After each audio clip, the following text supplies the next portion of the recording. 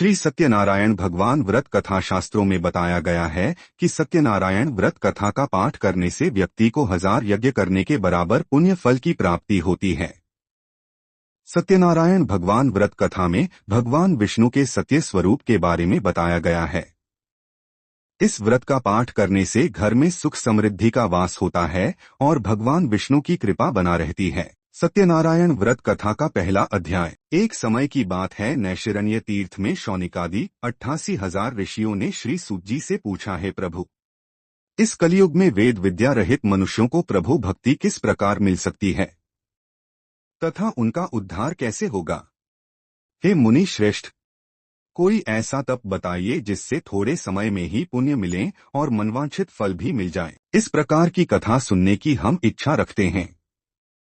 सर्वशास्त्रों के ज्ञाता सूत जी बोले, हे वैष्णवों में पूज्य, आप सभी ने प्राणियों के हित की बात पूछी है, इसलिए मैं एक ऐसे श्रेष्ठ व्रत को आप लोगों को बताऊंगा जिसे नारद जी ने लक्ष्मी नारायण जी से पूछा था और लक्ष्मीपति ने मुनिश्रेष्ठ नारद जी से कहा था।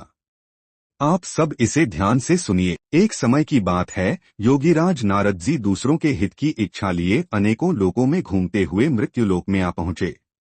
यहाँ उन्होंने अनेक योनियों में जन्मे प्राय सभी मनुष्यों को अपने कर्मों द्वारा अनेकों दुखों से पीड़ित देखा।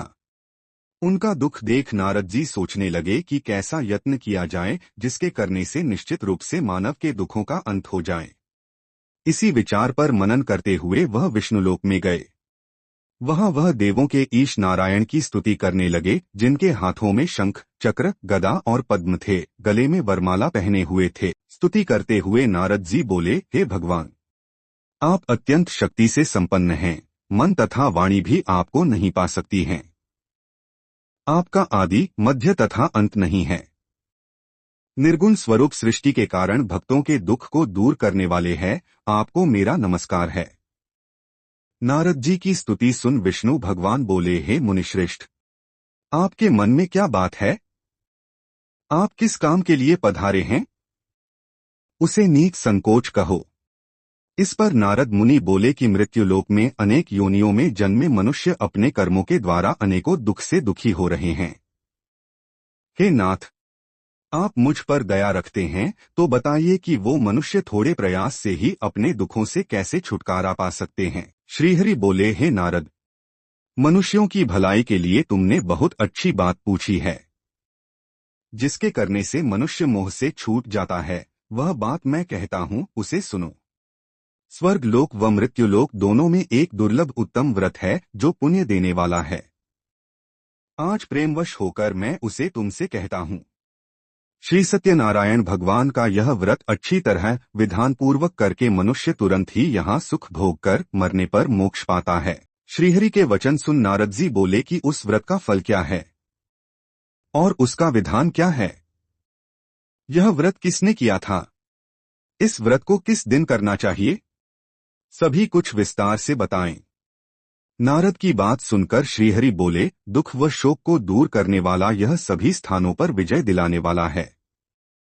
मानव को भक्ति व श्रद्धा के साथ शाम को श्री सत्यनारायण की पूजा धर्म परायण होकर ब्राह्मणों व बंधुओं के साथ करनी चाहिए। भक्ति भाव से ही नैवेद्य, केले का फल, घी, दूध और गेहूं का आटा सवाया लें। गेहूं के स्थान पर साठी का आटा, शक्कर तथा गुड़ लेकर वह सभी भक्षण योग्य पदार्थों को मिलाकर भगवान का भोग लगाएं। ब्राह्मणों सहित बंधु बांधवों को भी भोजन कराएं, उसके बाद स्वयं भोजन करें। भजन कीर्तन के साथ भगवान की भक्ति में लीन हो जाएं। इस तरह से सत्यनारायण भगवान का यह व्रत करने पर मनुष्य की सारी इच्छाएं निश्चित रूप से पूरी होती हैं। इस कलिकाल अर्थात कलियुग में मृत्युलोक में मोक्ष का यही एक सरल उपाय बताया गया है।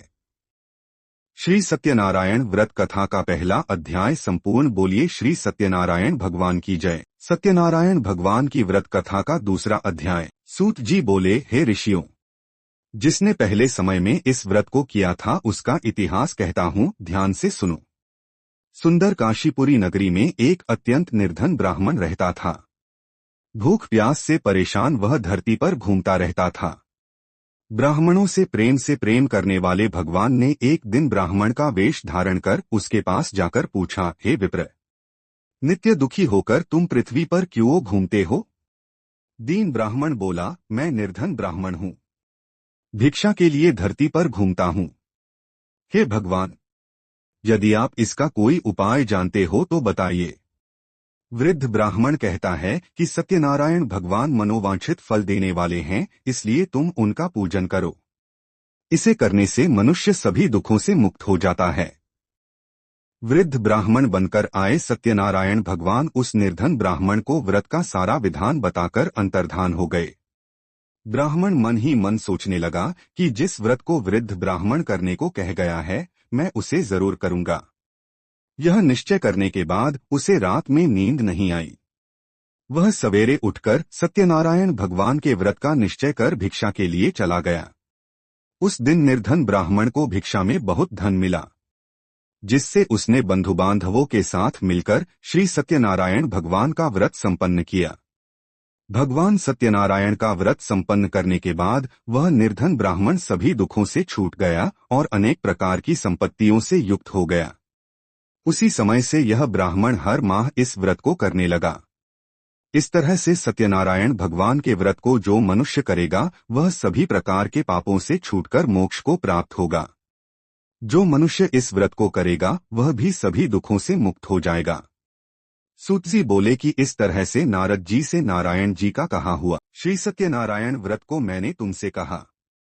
हे विप्रो, मैं अब और क्या कहूँ? ऋषि बोले, हे मुनिवर, संसार में उस विप्र से सुनकर और किस किस ने इस व्रत को किया, हम सब इस बात को सुनना चाहते हैं। इसके लिए हमारे मन में श्रद्धा का भाव है। सूत जी बोले, हे मुनियों, जिस जिसने इस व्रत को किया है वे सब सुनो।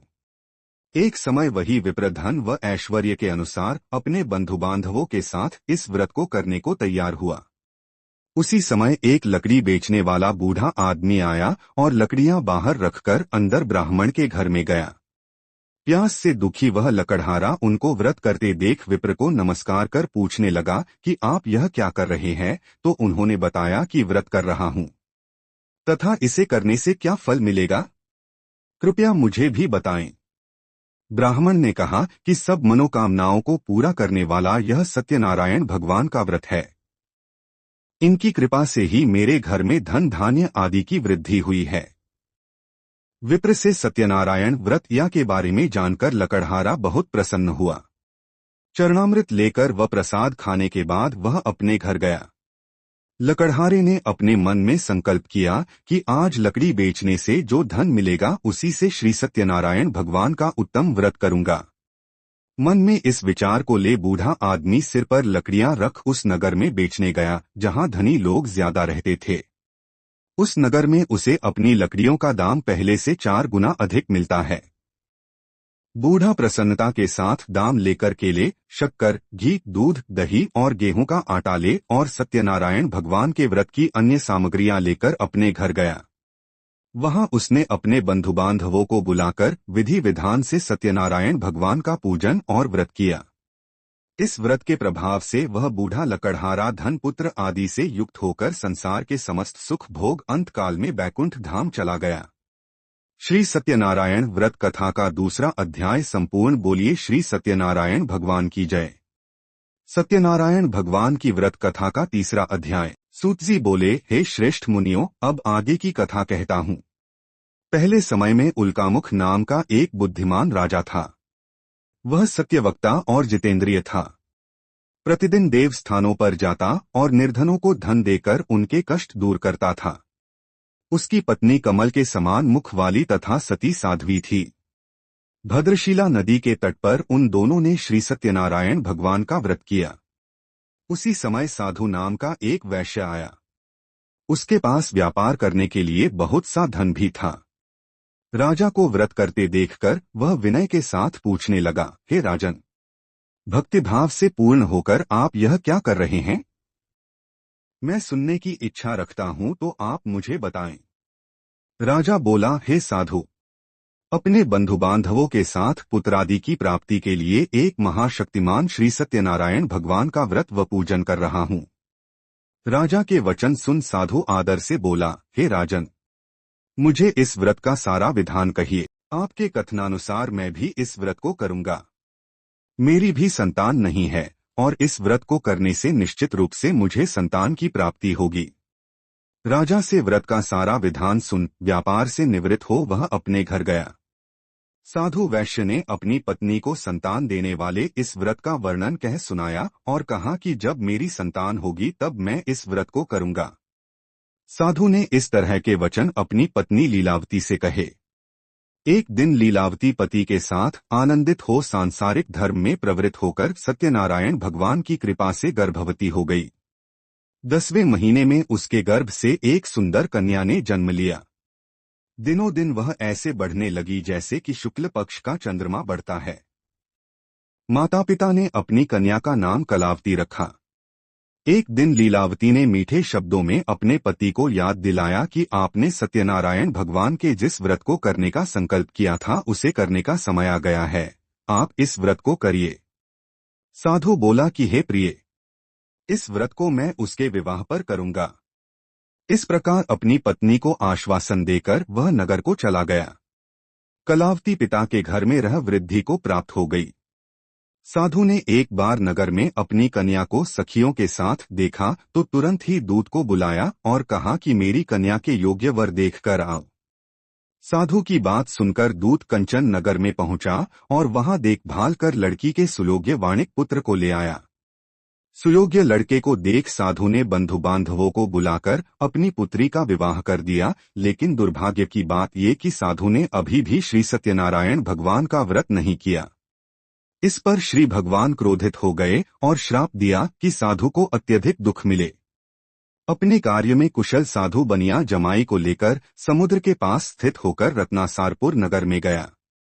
वहां जाकर दामाद ससुर दोनों मिलकर चंद्रकेतु राजा के नगर में व्यापार करने लगे। एक दिन भगवान सत्यनारायण की माया से एक चोर राजा का धन चुराकर भाग रहा था। उसने राजा के सिपाहियों को अपना पीछा करते देख चुराया हुआ धन वहां रख दिया जहां साधु अपने जमाई के साथ ठहरा हुआ था। राजा के सिपाहियों ने साधु वैश्य के पास राजा का धन पड़ा देखा तो वह ससुर जमाई दोनों को बांधकर प्रसन्नता से राजा के पास ले गए और कहा कि उन दोनों चोरों हम पकड़ लाए हैं, आप आगे की कार्यवाही की आज्ञा दें। राजा की आज्ञा से उन दोनों को कठिन कारावास में डाल दिया गया और उनका सारा धन भी उनसे छीन लिया गया। श्री सत्यनारायण भगवान से श्राप से साधु की पत्नी भी बहुत दुखी हुई। घर में जो धन रखा था उसे चोर चुरा ले गए। शारीरिक तथा मानसिक पीड़ा व भूख प्यास से अति दुखी हो अन्न की चिंता में कलावती के ब्राह्मण के घर गई। वहां उसने श्री सत्यनारायण भगवान का व्रत होते देखा, फिर कथा भी सुनी। वह प्रसाद ग्रहण कर वह रात को घर वापस आई। माता के कलावती से पूछा कि हे पुत्री, अब तक तुम कहाँ थी? तेरे मन में क्या है? कलावती ने अपनी माता से कहा, हे माता, मैंने एक ब्राह्मण के घर में श्री सत्यनारायण भगवान का व्रत देखा है। कन्या के वचन सुन लीलावती भगवान के पूजन की तैयारी करने लगी। लीलावती ने परिवार व बंधुओं सहित सत्यनारायण भगवान का पूजन किया और उनसे वर मांगा कि मेरे पति तथा जमाई शीघ्र घर आ जाएं। साथ ही यह भी प्रार्थना की कि हम सबका अपराध क्षमा करें। श्री सत्यनारायण भगवान इस व्रत से संतुष्ट हो गए और राजा चंद्रकेतु को सपने में दर्शन दे कहा कि हे राजन, तुम उन दोनों वैश्यों को छोड़ दो और तुमने उनका जो धन लिया है उसे वापस कर दो। अगर ऐसा नहीं किया तो मैं तुम्हारा धन, राज्य व संतान सभी को नष्ट कर दूंगा। राजा को यह सब कहकर वह अंतर्धान हो गए। प्रातः काल सभा में राजा ने अपना सपना सुनाया, फिर बोले कि बणिक पुत्रों को कैद से मुक्त कर सभा में लाओ। दोनों ने आते ही राजा को प्रणाम किया। राजा मीठी वाणी में बोला, हे महानुभावों, भाग्यवश सा कठिन दुख तुम्हें प्राप्त हुआ है, लेकिन अब तुम्हें कोई भय नहीं है। सा कह राजा ने उन दोनों को नए वस्त्राभूषण भी पहनाए और जितना धन उनका लिया था उससे दुगुना धन वापस कर दिया। दोनों वैश्य अपने घर को चल दिए। श्री सत्यनारायण व्रत कथा का 3रा अध्याय संपूर्ण। बोलिए श्री सत्यनारायण भगवान की जय। सत्यनारायण भगवान की व्रत कथा का 4था अध्याय। सूत जी बोले, वैश्य ने मंगलाचार कर अपनी यात्रा आरंभ की और अपने नगर की ओर चल दिए। उनके थोड़ी दूर जाने पर एक दंडी वेशधारी श्री सत्यनारायण ने उनसे पूछा, हे साधु, तेरी नाव में क्या है? अभिवाणी वणिक हंसता हुआ बोला, हे दंडी, आप क्यों पूछते हो? क्या धन लेने की इच्छा है? मेरी नाव में तो बेल व पत्ते भरे हुए हैं। वैश्य के कठोर वचन सुन भगवान बोले, तुम्हारा वचन सत्य हो। दंडी ऐसे वचन कह वहां से दूर चले गए। कुछ दूर जाकर समुद्र के किनारे बैठ गए।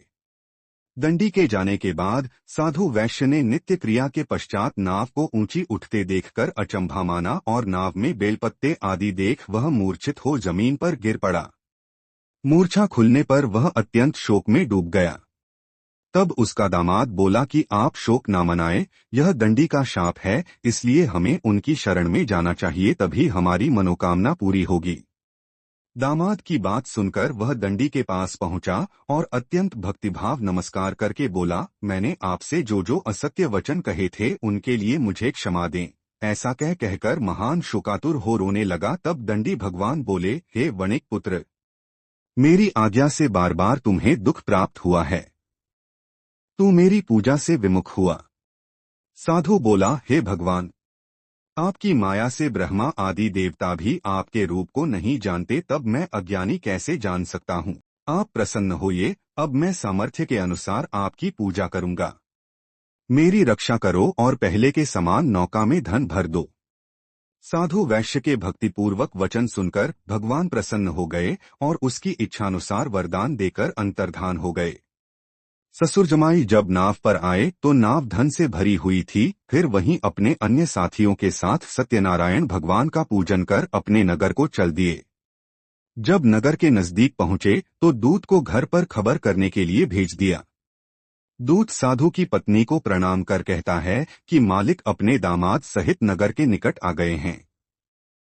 दूत की बात सुन साधु की पत्नी लीलावती ने बड़े हर्ष के साथ सत्यनारायण भगवान का पूजन कर अपनी पुत्री कलावती से कहा कि मैं अपने पति के दर्शन को जाती हूँ, तू कार्य पूर्ण कर शीघ्र आ जा।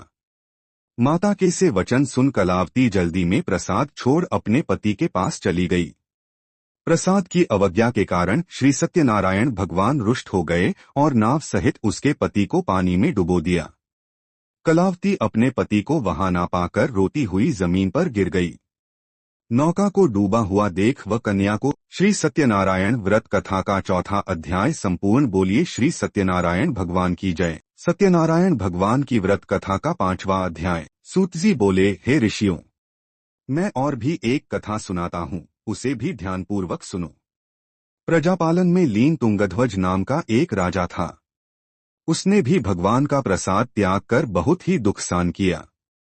एक बार वन में जाकर वन्य पशुओं को मारकर वह बड़ के पेड़ के नीचे आया।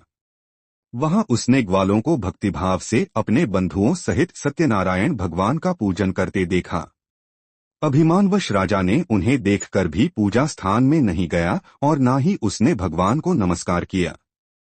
ग्वालों ने राजा को प्रसाद दिया, लेकिन उसने वह प्रसाद नहीं खाया और प्रसाद को वहीं छोड़ वह अपने नगर को चला गया।